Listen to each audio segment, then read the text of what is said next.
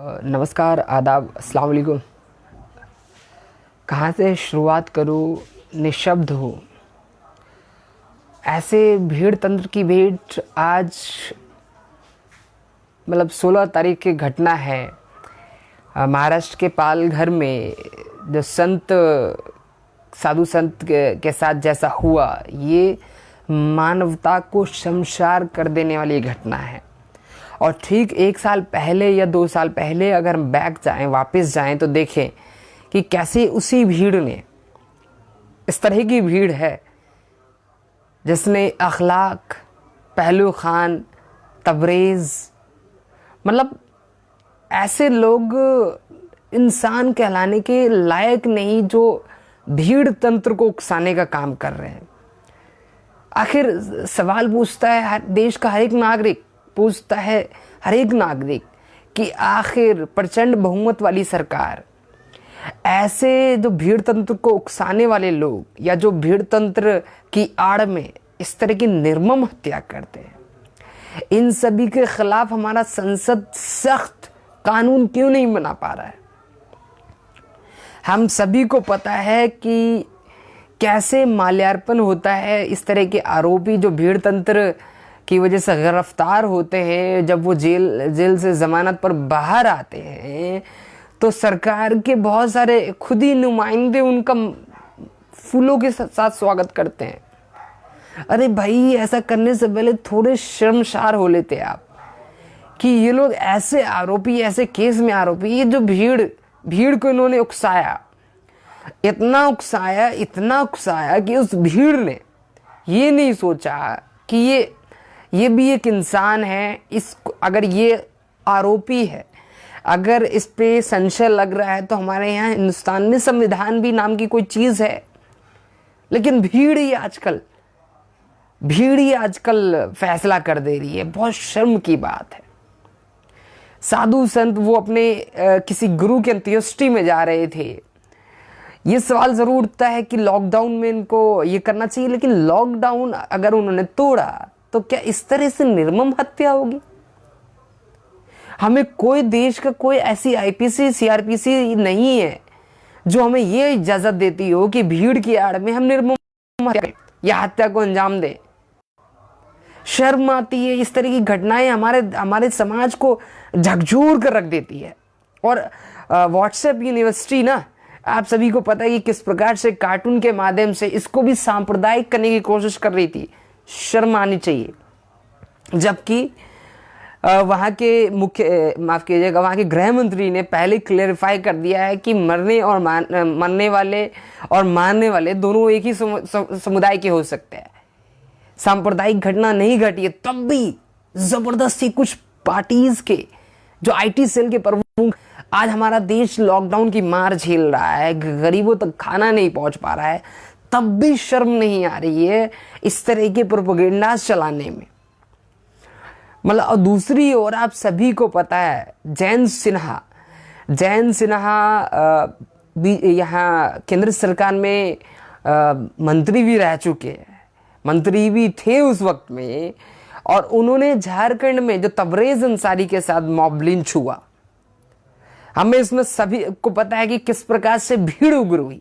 अरे भाई, अगर कोई चोर है या कोई शक है किसी पे, तो हमारे यहाँ कोर्ट ऑफ लॉ है या नहीं? हमारे देश में कोई संविधान नाम की चीज है या नहीं? आखिर हम उन पार्टीज के आईटी सेल के इतने ज्यादा मुतासिर हो जाते हैं कि हम खुद ही भीड़ जो है ना, भीड़ के माध्यम से वो असामाजिक तत्व उनकी हत्या कर देते हैं। अपनी राजनीतिक रोटी सेकने के लिए, अपना एजेंडा चलाने के लिए, इलाके में दबदबा बनाने के लिए। शर्म आनी चाहिए। थोड़ा सा शर्म करो। यहां इंसानियत को बचाने की बात है।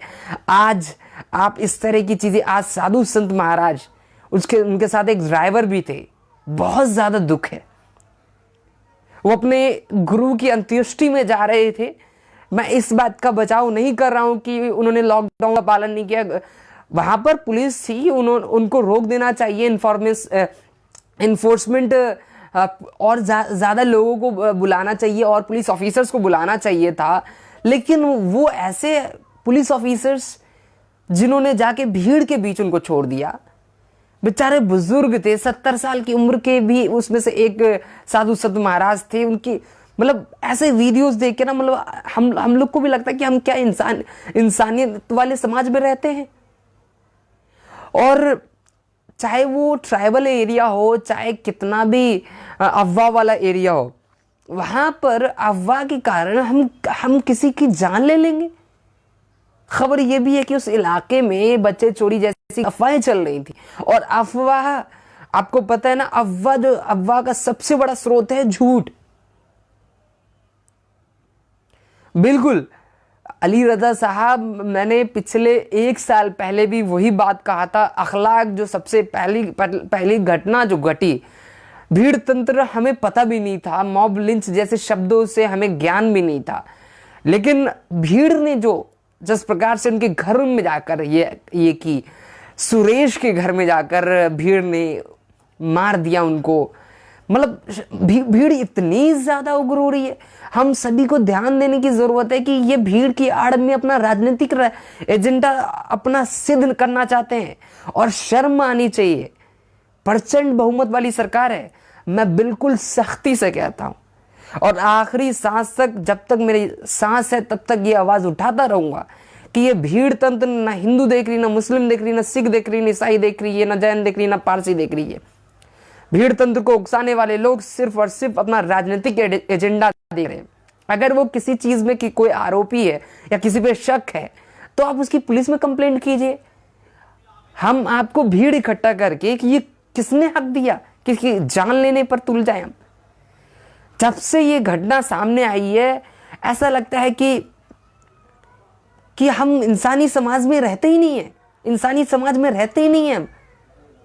पुलिस वहां पर, पुलिस बल पे भी आरोप है, उन 100 से ज्यादा लोगों को गिरफ्तार किया गया। पुलिस बल पे भी आरोप है कि उन्होंने सही से नहीं इस मामले की, बिल्कुल नहीं सही से की। उनको ये करना चाहिए, वो जो वीडियो में आ रहे हैं बाहर, वो उस बेचारे साधु को बाहर निकाल कर जो लेकर आ रहे हैं, उनको और कष्ट, उनको रखना चाहिए, उनको सेफ जोन में रखना चाहिए था। काश ये पुलिस ऑफिसर्स अपने, क्योंकि जब आप पुलिस बनते हैं तो आपको ये बिल्कुल ये समझाया जाता है, ये बताया जाता है कि आपकी जान से ज्यादा कीमत है आपके नागरिकों की जान। क्या वो साधु संत महाराज की जान कीमती नहीं थी? ये भी बचाव में आ रहे हैं कि बहुत ज्यादा भीड़ थी, पुलिस वाले कम थे। अरे भाई, हवाई फायरिंग करनी चाहिए थी, ये भी कहा गया कि हवाई फायरिंग की गई, लेकिन नहीं, लेकिन वो लोग माने नहीं। तो उनको सवाल उठता है कि जब उग्र भीड़ बाहर खड़ी थी तो उन बेचारे साधु संत महाराज को बाहर लाने की क्या आवश्यकता थी? आज हम सभी हिंदू, मुस्लिम, सिख, ईसाई, जैन, पारसी भाई को एक डिमांड करना होगा, ये प्रचंड बहुमत वाली सरकार से डिमांड करना होगा, क्योंकि आपने देख लिया कि ये भीड़ तंत्र किसी की नहीं होती। इस भीड़ तंत्र की आड़ में कुछ लोग जो राजनीतिक एजेंडा के माध्यम से हमारे वोट बैंक में सेंध लगाना चाहते हैं, या वोट बैंक का हमें शिकार बनाना चाहते हैं। हमें समझना होगा आखिर कब जाकर समझेंगे हम।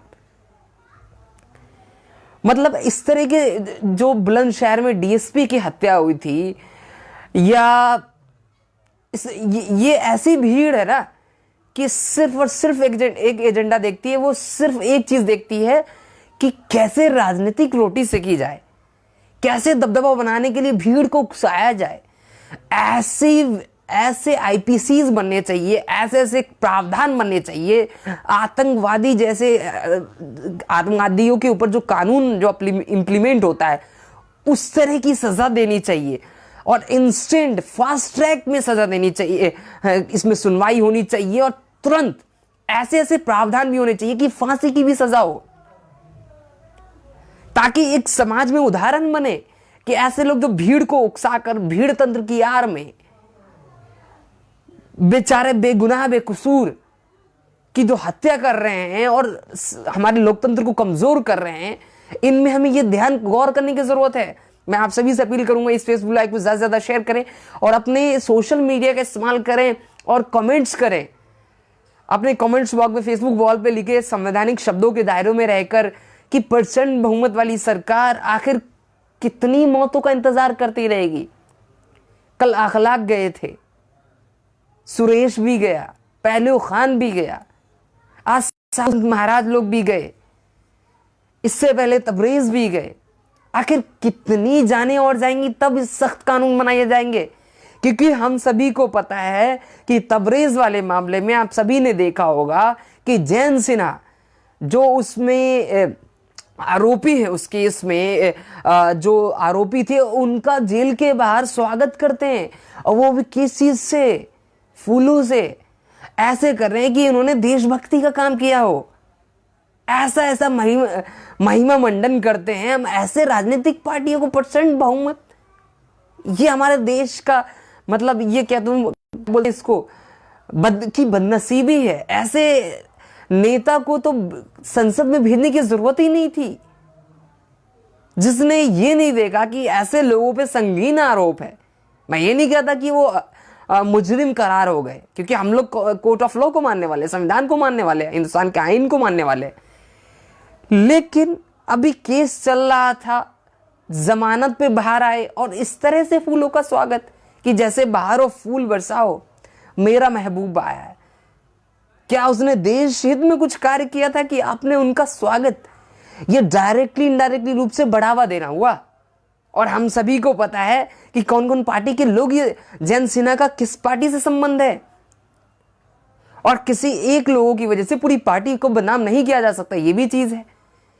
लेकिन ऐसी राजनीतिक पार्टियों को हमें यह देखना होगा कि ये बर्खास्त क्यों नहीं करते।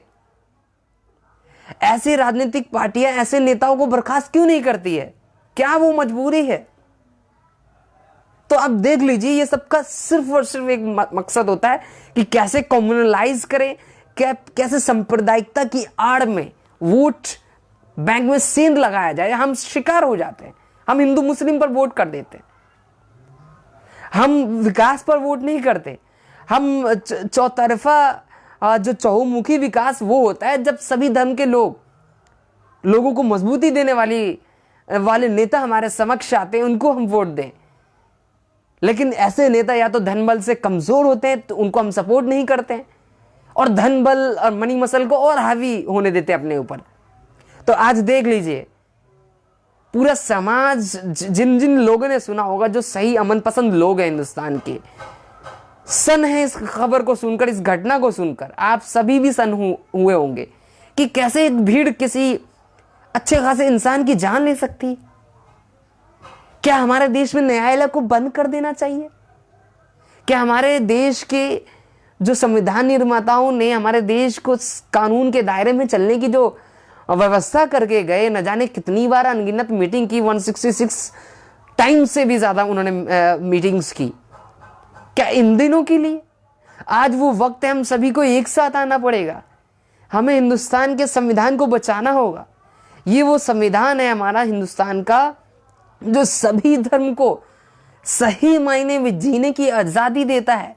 इस आजादी के खिलाफ जो लोग जा रहे हैं, जो अपनी राजनीतिक रोटी सेकने की खातिर मानवता का कत्ल कर रहे हैं, ऐसे लोगों को पहचानना होगा। और सवाल फिर से है कि आखिर परसेंट बहुमत वाली सरकार की मजबूरी क्या है? बहुत सारे मामलों में तुरंत ऑर्डिनेंस पास होते हैं। मैं उम्मीद करता हूं लॉकडाउन के बाद जो संसद खुलेंगे, तो देश के प्रधानमंत्री इस तरह के जो भीड़ तंत्र पे लगातार इस तरह की चीजें आ रही हैं, जान गंवा रहे हैं लोग, और कितने लोगों की भेंट मांगेंगे ये? आखिर इन पर सख्त नियम और कानून क्यों नहीं बनाए जाते? और ऐसे नेता जो महिमा मंडन करते हैं ऐसे इंसानियत के दुश्मनों का, उनको पार्टी से बाहर क्यों नहीं निकालते? शर्मसार कर देने वाली, मतलब राजनीति का मतलब होता है ये कि इलाके के जो प्रशासन है, हिंदू मुस्लिम सिख ईसाई जैन पारसी लोगों में, सब में बराबर एकता का उदाहरण देते हुए सबके बराबर कल्याण के बारे में सोचे। जो ज्यादा पिछड़े हैं उनके बारे में ज्यादा सोचे। सबको बराबर हक मिले जीने का, काम करने का, इस तरह की चीजें। लेकिन लगातार पिछली बार भी चाहती तो ये बीजेपी सरकार, जी हाँ, हम बात कर रहे हैं वन मैन आर्मी और जो माचो मैन कहला रहे हैं ना, आखिर माचो मैन की मजबूरी क्या है? हमारे देश के मुखिया प्रधानमंत्री जी की मजबूरी क्या है इस तरह के संविधान को बनाने में? संसद में क्यों नहीं ऐसा प्रस्ताव सिर्फ बयान दे दिया जाता है? संसद में ऐसे क्यों नहीं प्रस्ताव पारित होते? ऐसे क्यों नहीं एक्ट इंप्लीमेंट होते? क्यों नहीं संशोधन के माध्यम से सख्त से सख्त सजा के लिए प्रावधान बनाए जाते? क्या मजबूरी है? मजबूरी सिर्फ और सिर्फ वोट बैंक के लिए मन ना माने? इसमें सभी पार्टी के कुछ न कुछ नेता आ सकते हैं, ऐसे नेता हर एक पार्टी में मिलेंगे, लेकिन ज्यादातर जो हमें देखने को मिल रहा है, आज प्रचंड बहुमत वाली सरकार है और एक तमगा और एक बात है कि हम प्रचंड बहुमत सरकार चला रहे हैं जरूर, तो कीजिए ना, ऐसे भीड़ तंत्र के खिलाफ सख्त से सख्त कानून बनाइए। तब आम जनता समझेगी कि कल को कोई भीड़, उनके परिवार, उनके संत समाज, उनके घर के कोई सदस्य, कोई तबरेज, अखलाक, सुरेश, रमेश, साधु संत महाराज की कोई जान नहीं लेगा। ऐसे कानून कब बनाएंगे आप? लगातार जो एक्टिविस्ट है, लगातार एक्टिविस्ट इस बात पर मांग करते रहे हैं कि आखिर क्यों नहीं इस तरह के कानून की जो इम्प्लीमेंटेशन हो रही है बड़े बड़े मामले में तो बहुत जल्दी जल्दी हो जाता है। क्या इंसान ये भीड़ तंत्र इसी तरह से भेड़िया बनकर इन आम लोगों की जान लेता रहेगा? ऐसे लोगों के खिलाफ ऐसे सख्त कानून का निर्माण होना चाहिए कि एक उदाहरण बने, एग्जाम्पल्स बने, न केवल हमारे हिंदुस्तान के बारे में भी इस तरह के कानून की सराहना हो। लेकिन शर्म आती कि आज भी प्रचंड बहुमत वाली सरकार आज भी नाकाम है इन सब लोगों के खिलाफ सख्त कानून बनाने में। मैं उम्मीद करता हूं कि जो प्रचंड बहुमत वाली सरकार, जब लॉकडाउन खत्म होगा, संसद का जो सत्र चलेगा, उसमें इस तरह की इंप्लीमेंटेशन करेंगी। लेकिन पिछले 2 साल से लगातार डिमांड उठती रही है कि सख्त कानून बनाया जाए, ऐसे मामलों की भी सुनवाई फास्ट ट्रैक में हो, ताकि जल्द से जल्द इन पे सुनवाई करके इनको सजा देकर एग्जाम्पल्स सेट करें हम। आखिर कब तक ये साधु संत महाराज बेचारे, अखलाक, सुरेश, रमेश, पहलू खान, तबरेज जैसे निहत्थे लोगों की जान जाती रहेगी? इन सब ये जो भीड़ तंत्र के मुखिया और भीड़ तंत्र जिन्होंने जिनको संविधान से डर नहीं लगता, तभी तो इस तरह की चीजें करने की जरूरत कर रहे हैं। भीड़ तंत्र की आड़ में किसी की भी जान ले रहे हैं। शर्म आनी चाहिए। ऐसे लोगों के खिलाफ सख्त से सख्त सजा का हम सभी को बिल्कुल अपने अपने लेवल पे आवाज उठानी चाहिए कि जैसे संसद का सत्र शुरुआत हो और ऐसे इंप्लीमेंटेशन जरूर होने चाहिए। बहुत सारे डिबेट शो तो चलाए जा रहे हैं, लेकिन ये डिबेट शो में मैंने उन डिबेट शो पर रिसर्च किया, उनमें एक भी डिबेट शो ऐसा नहीं था जिनके जो सरकार से ये डिमांड करता कि क्यों ना ऐसे प्रावधान लाए जाएं, ऐसे नियम को सख्त किए जाएं कि एग्जाम्पल सेट हो और ऐसी घटनाएं ना घटे। लेकिन दोषारोपण ऐसे मामलों में भी सांप्रदायिकताकरण हो रहा है। शर्म आनी चाहिए। ऐसे हमें न्यूज़ चैनल से भी बचना चाहिए। लेकिन फिर से मैं आप सभी से अपील करता हूं कि आज वो हमारा देश है ना, हम सभी पौराणिक काल से यहाँ रहते आ रहे हैं, हम लोग की भी जिम्मेदारी बनती है, आम नागरिक की भी जिम्मेदारी बनती है। हमें फंडामेंटल राइट्स है तो उसकी ड्यूटीज भी हम लोग को फॉलो करना है। कानून अगर हमें अधिकार देता है तो कर्तव्य भी है, कानून से ऊपर नहीं है हम। लेकिन सोशल मीडिया का इस्तेमाल करते वक्त बिल्कुल देखें कि कौन सी वीडियो हम शेयर कर रहे हैं, कि अगर ये कॉमनल है तो वही तुरंत डिलीट कर दें, क्योंकि व्हाट्सएप यूनिवर्सिटी में ऐसे सामग्री इकट्ठे हो गए हैं कि ना चाहकर भी बहुत सारे मुद्दों को सांप्रदायिकताकरण की आड़ में ये लोग चलाना चाहते हैं, अपना राजनीतिक एजेंडा चलाना चाहते हैं। ऐसे एजेंडा को के हम लोगों को पार्ट नहीं बनना है। ऐसे वीडियोस को बिल्कुल शेयर ना करना है। ऐसे कमेंट्स बिल्कुल नहीं लिखना है। ऐसे कमेंट्स लिखे कि ताकि जो साधु संत महाराज, अखलाक, तबरेज, सुरेश, रमेश ने जो जान गंवाई, ना जाने ऐसे बहुत सारे लोगों ने जान गंवाई है, भीड़ तंत्र की भेंट चढ़े हैं। सरकार से कैसे हम संवैधानिक शब्दों के दायरे में उनसे डिमांड करें कि आप सख्त से सख्त सजा का प्रावधान लाएं, ताकि ये लोग जो हिंदुस्तान की एकता को कमजोर करने का प्रयास कर रहे हैं, कैसे इन लोगों के खिलाफ ये मेरठ की दूसरी बात देखिए, सांप्रदायिकता कितना हावी है। डॉक्टरी सर्विस एक निष्पक्ष सर्विस में से एक है, लेकिन एक वहां के निजी अस्पताल ने ये कुछ दिन पहले, 3-4 दिन पहले ये दे दिया इश्तिहार में कि जो मुस्लिम पेशेंट आएंगे सबसे पहले अपने हाथ में कोरोना नेगेटिव रिपोर्ट लेकर आए। मतलब कोरोना रिपोर्ट होगा तभी उसको हम देखेंगे कि हम आपको ट्रीट करेंगे या नहीं करेंगे। मतलब आज सांप्रदायिकताकरण इतना ज्यादा बढ़ गया है कि आज इस तरह के जो प्राइवेट जो चिकित्सक हैं, जो हॉस्पिटल्स हैं, इश्तिहारों में लिख रहे हैं। और सवाल ये निशान है कि उन अखबारों ने इन सब इश्तिहारों के जो इश्तिहार थे उनको तरजीह कैसे दी, कैसे अपने अखबार में स्पेस दिया, महज पैसे की खातिर? क्या मानवता मर गई थी? सीएमओ ने और वहां के इलाके के प्रशासन ने बिल्कुल उनको नोटिस जारी किया है। हॉस्पिटल को सिर्फ नोटिस से काम नहीं चलेगा, ऐसी घटनाएं ना हो, एग्जाम्पल सेट करना पड़ेगा।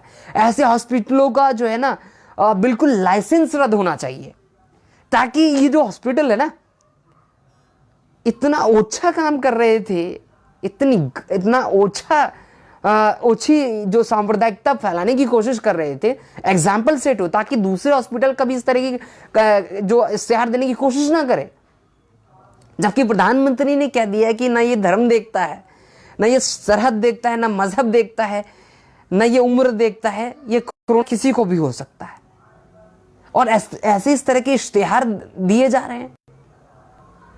दूसरी ओर फिर से हम टॉपिक पर आएंगे, और फिर से अपील करूंगा कि आप सभी भी अपने फेसबुक वॉल के माध्यम से, इंस्टाग्राम वॉल के माध्यम से, ट्विटर के माध्यम से, व्हाट्सएप के माध्यम से अपने कमेंट्स लिखें संवैधानिक शब्दों के दायरे में कि केंद्र सरकार जल्द से जल्द कानून बनाए, ऐसे भीड़ तंत्र के खिलाफ सख्त कानून बनाए, ताकि इस तरह की जो घटनाएं कम हो समाज में।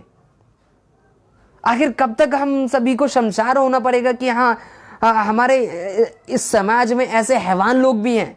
ऐसे हैवानों को सख्त से सख्त तरीके से ट्रीट करने की जरूरत है, जिसकी वजह से आज हमारी इंसानियत बदनाम हो रही है। बहुत मन स्तब्ध है, बिल्कुल निशब्द हूं। निशब्द मैं अखलाक के समय में भी था, निशब्द मैं तबरेज के समय में भी था, निशब्द मैं सुरेश के समय में भी था, पहलू खान के समय में भी था। मैं निशब्द साधु संत जो महाराज बेचारे, शब्द ही नहीं है कि कैसे वो दुख बयां करूं, किन शब्दों के माध्यम से उनकी पीड़ा को बयां करूं कि शरीर में कैसे दर्द है।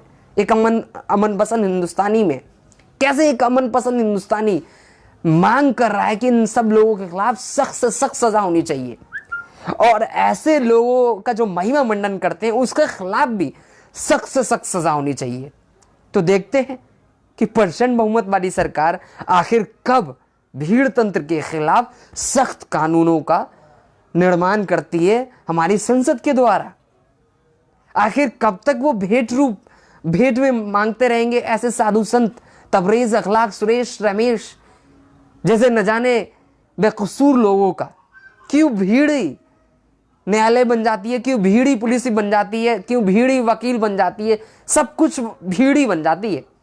जबकि हमारे यहाँ कोर्ट ऑफ लॉ है, उसको हमें फॉलो करना है, जिसको फॉलो कराने के लिए पुलिसेस है। आप सभी से अपील करूंगा, आप लोग बड़ी तादाद में जुड़ते हैं, आप सभी से अपील करूंगा कि आप एक टारगेट सेट कर लें कि आपके सगे संबंधी जितने भी हैं उनको हम ऐसा संदेश दें कि कैसे हम हिंदुस्तान की एकता और अखंडता को मजबूती लाएं। हम सभी को पता है कि जो असंवैधानिक शब्दों का या भड़काऊ बात करते हैं तो उस पर कमेंट्स और लाइक और व्यू और शेयर भी बहुत ज्यादा हो जाते हैं। हम ही लोग तो व्यू और शेयर बढ़ाते हैं ना, तो ऐसे लोगों को देखना ही नहीं है। हमें ये सभी से गुजारिश करनी है अपने सगे संबंधियों से कि ऐसे वीडियोस ना देखें, शेयर ना करें, खुद भी इंप्लीमेंट करें इस बात को अपने ऊपर, क्योंकि ये वो वक्त है ना, हमें इस समाज को एक करना होगा। क्योंकि कुछ पार्टियां और उसके जो आईटी सेल के प्रमुख कुछ भी मैटर को, किसी भी मैटर को सांप्रदायिकता की आड़ में घसीटना चाहते हैं। महज और महज अपनी ओछी राजनीतिक रोटी सेकने के लिए। तो ऐसे लोगों को कामयाब नहीं होने देना है। देश में एकता के माहौल में कैसे हम अपना बहुमूल्य योगदान दे सकते हैं, ऐसा हमें करना है। अपने लोगों को, आसपास के लोगों की मदद करना है। इस तरह की कोई वीडियोस मिसगाइड कर रहे हैं या वीडियोस भेज रहे हैं तो उनको विनम्र होकर बोलना है कि बिल्कुल ऐसे वीडियोस ना देखें, ना शेयर करें, विनम्र होकर। ये हमारे देश की एकता के लिए बहुत मजबूती वाला कदम। और दूसरी ओर संवैधानिक शब्दों के दायरे में रहकर हमें गवर्नमेंट से अपील भी करनी है कि आज भी गरीबों तक सही से मदद नहीं पहुंच पा रही है। फिर से ये प्रोपेगेंडा बेस्ड न्यूज चैनल्स के माध्यम से इस तरह के सांप्रदायिकता शोज चलाकर आम जनमानस को, जो उन गरीबों की आवाज है, आज 30-40 करोड़ से ज्यादा आबादी भूखे रहने पे मजबूर है ना चाहकर भी, उन सब के मुद्दों को भटकाकर हमें सांप्रदायिकता की आड़ में घिसेड़ना चाहती है। हमें don't be a part of that. हमें उनका पार्ट नहीं बनना होगा। वो कैसे नहीं बनना होगा कि ऐसे शोज को देखें ही ना, बहिष्कार करें ऐसे न्यूज चैनलों का। जर्नलिज्म ये नहीं सिखाता। जर्नलिज्म का मतलब है कि निष्पक्षता। इस लाइन में गिनती के कुछ पत्रकार रह गए जिन्होंने अपना धर्म बचा रखा है, वरना सभी लोगों पर मनी और मसल हावी है। मैं अपने वरिष्ठ रवीश कुमार जी को आप सभी के साथ मैं बिल्कुल सल्यूट करना चाहूंगा। आरफा खानम शेरवानी, अभिसार शर्मा जी को, पुण्य प्रसून वाजपेयी जी को, भाषा सिंह, जबरदस्त ऐसे पत्रकार आज भी है जिन्होंने मनी और मसल को हावी नहीं होने दिया। इन लोगों को देखने और सपोर्ट करने की जरूरत है। और सही मायने में आप अगर मेरे दोस्तों, अगर हम उनको सुनेंगे ना कि आखिर कहना क्या चाह रहे हैं, तो हमारा समाज बहुत ऊपर जाएगा। लेकिन बड़े बड़े दर्शक होने का दावा करते हैं, बहुत बहुत बड़ी बड़ी सैलरीज उनकी हम दिख जाती है कि भाई इनको इतने लोग देख रहे हैं तो सैलरीज बहुत कमा रहे हैं। थू है ऐसी सैलरीज पे जो झूठ फैलाकर सैलरीज कमा रहे हैं, आम जनमानस की आवाज को नहीं उठा पा रहे हैं जिस मजबूती के साथ उठाना चाहिए, ऐसे थू है ऐसी सैलरी पर। फिलहाल मुझे यानी तहसीन यानी निष्पक्ष निर्भीक बेबाक आवाज को इस खास एपिसोड में यही इजाजत दीजिए। 2 शब्दों का इस्तेमाल हुआ, वो शब्द घाव नहीं भरते इन सभी पीड़ित परिवारों के। इन सभी साधु संत के भी परिवार होंगे, इनका भी कोई दोस्त मित्र गण होंगे जिनको पता चला होगा कि उनके संबंधी की इस तरह की निर्मम हत्या की भीड़ ने। तबरेज, अखलाक, सुरेश, रमेश, ऐसे लोगों की फैमिली का दर्द भी आज तक नहीं जा पाया है और उम्र भर तक दर्द नहीं जा पाएगा जब तक ऐसे लोगों के खिलाफ सख्त से सख्त कानून ना बन जाए जो भीड़ तंत्र की आड़ में भीड़ को उकसाकर ऐसी निर्मम हत्या को अंजाम दिलवा रहे हैं।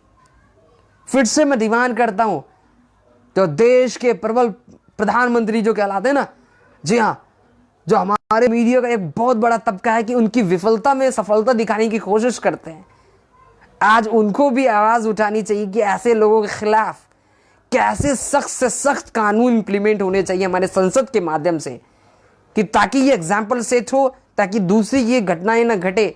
साधु संत महाराज के साथ जिस प्रकार से हुआ, तबरेज, अखलाक, सुरेश, रमेश, पहलू खान के साथ जैसे हुआ, दोबारा में इस तरह की पुनरावृत्ति ना हो, इस चीज के लिए कड़े कानून बनाने की आवश्यकता है। लेकिन देखते हैं कि आखिर हमारी केंद्र सरकार, जो बहुमत वाली सरकार कहलाती है, प्रचंड बहुमत वाली सरकार कहलाती है, जनहित में आखिर कब जाकर संसद के दोनों सदनों और देश के महामहिम राष्ट्रपति का सिग्नेचर ऐसे सख्त कानूनों के खिलाफ कब ले पाती है। फिलहाल मुझे यानी तहसीन यानी निष्पक्ष, निर्भीक और बेबाक आवाज को यही इजाजत दीजिए। वर्षा न्यूज के इस चैनल को आप यूट्यूब पर भी जाकर लाइक, शेयर एंड सब्सक्राइब कर सकते हैं। निष्पक्ष, निर्भीक, बेबाक आवाज के साथ बने रहिए वर्षा न्यूज के साथ। जय हिंद।